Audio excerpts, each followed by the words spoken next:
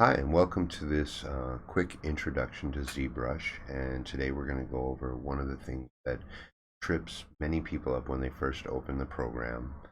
Um, it's one of the things that's kind of hard to get your head around as to how the way Zbrush works because it's so different from other 3D programs.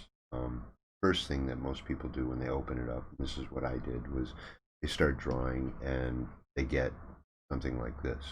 Okay, and that looks cool, but it's not anywhere like the cool sculptures that we see on the web. So we're using what's called the simple brush. Simple brush is just a stamp of square, and every time you press down it creates more squares on top of each other. But this is not 3D, this is 2.5D. So ZBrush initially started out as a 2.5D drawing program, and they quickly realized that people were interested in being able to sculpt in the 3D side of the program. So that part of the program has become what most people use it for today. But 2.5D also has a lot of really cool features. So we can change our brush and add different things. As you can see, all it's doing is just letting me draw new versions of that same brush. I can add spheres and more spheres and blah blah blah, but this is just a 2D drawing.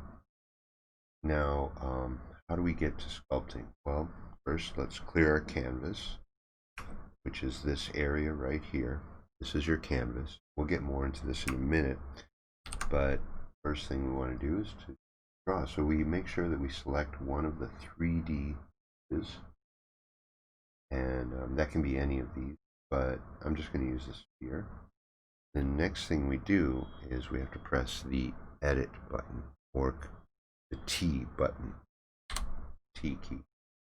When we do that, we can see that we now can turn around the different sides of our mesh. So I've got the floor turned on, but you can turn that off. I find the floor helpful so that you know which way is up. And then also we can take a look and see our geometry. So if I hold down Alt and let go, I can zoom in and out. And one of the things you'll notice is that this is white. And if I start to sculpt on it, it'll say, well, to enable sculpting, we need to convert this 3D primitive to a polymesh 3D. So these are kind of presets that ZBrush has, and they don't want you to edit over them. So they want you to create a new version of it. So make polymesh 3D is over here under the tool palette, which always lives on the side. You just need to press that, and as soon as you do, the color changes from white to purple in my case, but it could be any color. It could be green or yellow or blue. These colors are randomly generated, and now we can actually sculpt. So I'm going to turn the poly frame off, and I'm just going to start drawing on my model. And then I can turn around. I can add symmetry if I want, and start making a person. Something like that, right? So this is just the basics, and I'm using what's called the standard brush. So that's one way to get started. But as you can see, this is a very low res mesh, and you'd need to subdivide it and do a lot of stuff, and before we could actually start getting any real detail in there. So one of the things that I like to do is actually use the spotlight no, it's not called spotlight, but kind of like the presets that ZBrush comes with. So we have our recent stuff, but we also have projects next to that. And in projects, if we just open up this DynaWax 128, it's going to open up a brand new project and says, would you like to save changes? And I'm saying no. I'm going to create a brand new project. Now, if you notice, first of all, it's turned on perspective distortion. So whether you want to work orthographically or in a perspective camera, you can turn that on and off. Got the floor set up for you, and symmetry has been turned on. Now this is what we call a Dynamesh mesh. And the difference between that and the last one is, if you notice, the amount of geometry here. So this has way more geometry in it, and what's even better is as I sculpt, I can go to geometry, Dynamesh, and I see that Dynamesh is turned on, and as I sculpt, it will recreate the geometry for me based on what I've done to the model. So if I pull something out here, if I turn on my move brush and pull this way out, create a nose, and then hit Dynamesh, it's recreated the geometry. And this is really the best way to kind of get started sculpting, because as you're sort of forming your idea, you're blocking things in. You have no idea where you want your geometry to be, so you need to be really dynamic with it, and Dynamesh does that for you as you move. You know,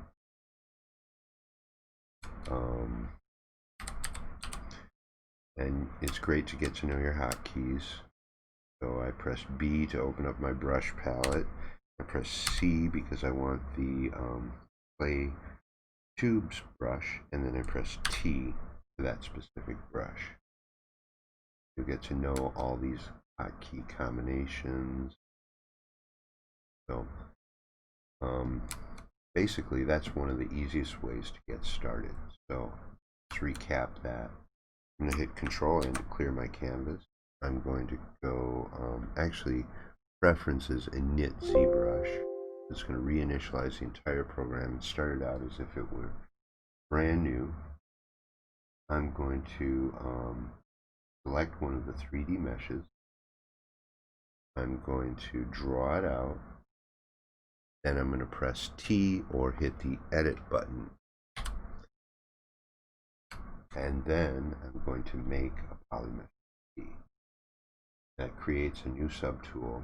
There's the one we drew out. That's the new one that it's created.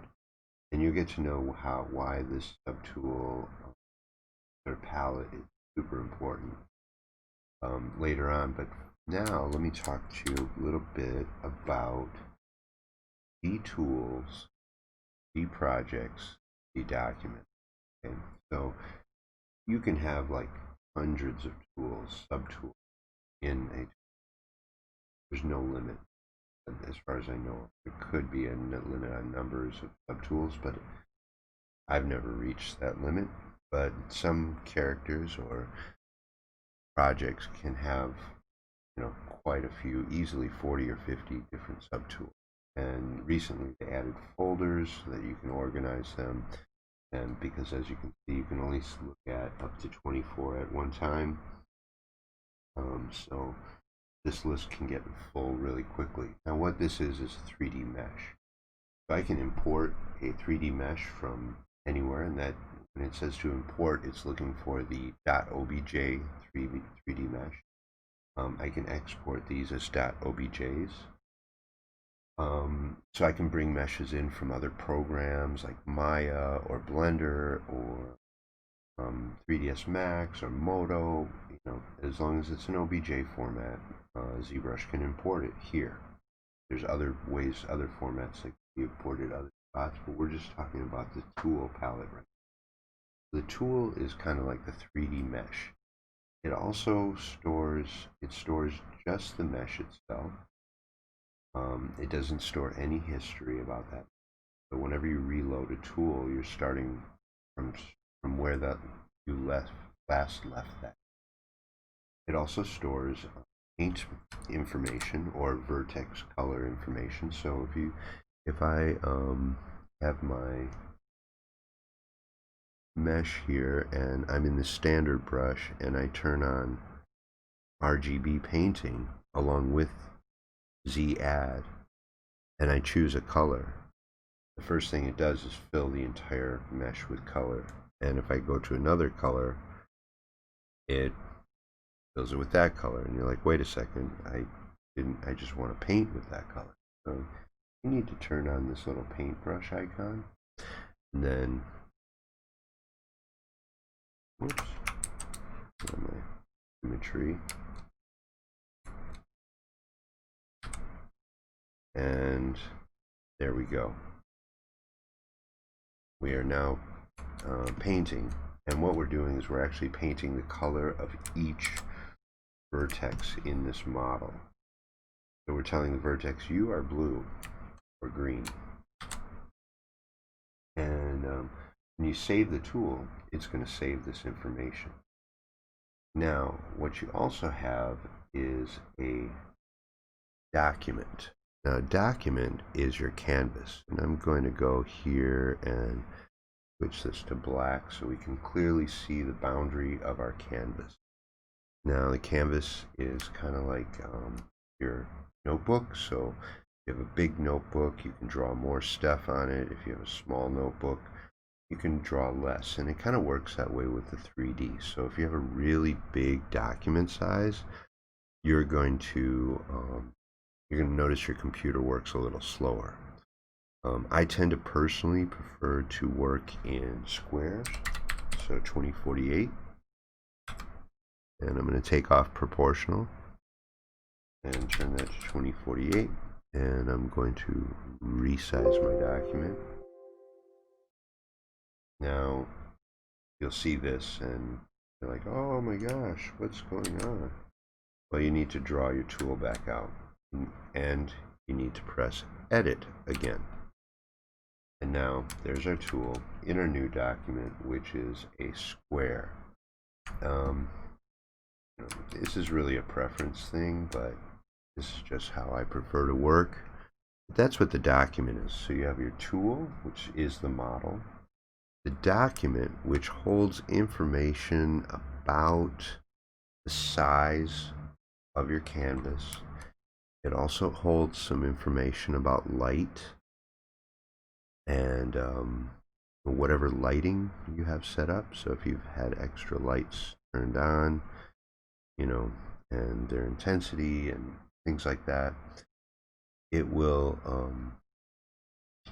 kind of use that, it will save that information. The final Zbrush document that we tend to work with is what's called a project. So you have document, file, and file is a combination of both the Ztool and the document information all together.